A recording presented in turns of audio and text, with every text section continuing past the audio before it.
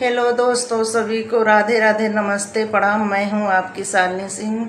हमारे वीडियो में इसी तरह आप लोग जुड़े रहिए, बने रहिए और ज़्यादा से ज़्यादा सपोर्ट करिए और हमको आगे बढ़ाइए।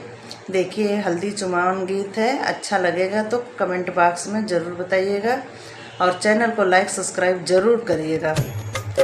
सोने के कटोरिया में हरदी हो, दुबिया का चनार। सोने के कटोरिया में हल्दी हो, दुबिया का चनार। धीरे से लगायो हरदी हो, बेटी सुकुआर। धीरे से लगाइयो हरदी हो, बेटी सुकुआर।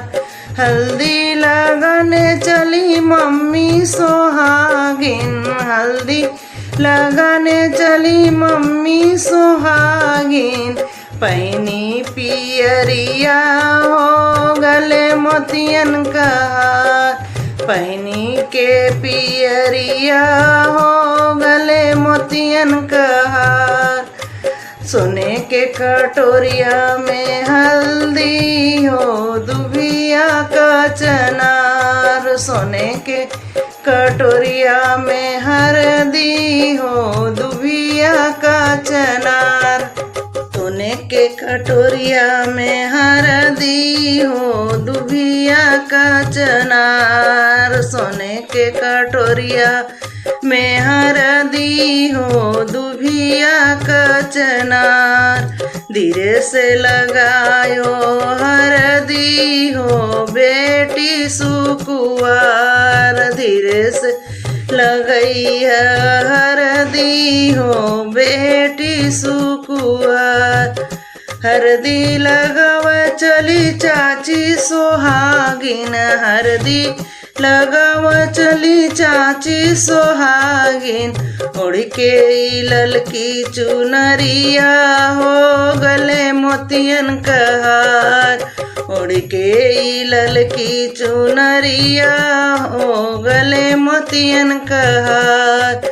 सोने के कटोरिया में हरदी हो, दुबिया का चनार। सोने के कटोरिया में हरदी हो, दुबिया का चनार। धीरे से लगायो हरदी हो, बेटी सुकुआर। धीरे से लगाइयो हरदी हो, बेटी सुकुआर। हरदी लगाव चली भाभी सोहागिन, हरदी लगाव चली भाभी सोहागिन। पैनी कमर कर धनिया हो, गले मोतियन का हार। पैनी कमर कर धनिया हो, गले मोतियन का हार। सोने के कटोरिया में हरदी हो, दुबिया का चनार। सोने के कटोरिया में हरदी हो, दुबिया का चनार। धीरे से लगायो हरदी हो, बेटी सुकुआर। धीरे से लगायो हरदी हो, बेटी सुकुआर। हरदी लगावन चली बुआ सोहागिन, हरदी लगाव चली बुआ सोहागिन। पैनी पाँव पैजनिया हो, गले मोतियन का हार। पैनी के पाँव पैजनिया हो, गले मोतियन का हार। सोने के कटोरिया में हरदी हो, दुबिया का चनार। सोने के कटोरिया में हरदी हो, दुबिया का चनार। हरदी लगाने चली दीदी सोहागिन, हरदी लगाने चली दीदी सोहागिन। पैनी के पाँव पैजनिया हो, गले मोतियन का हार। पैनी के पाँव पैजनिया हो, गले मोतियन का हार।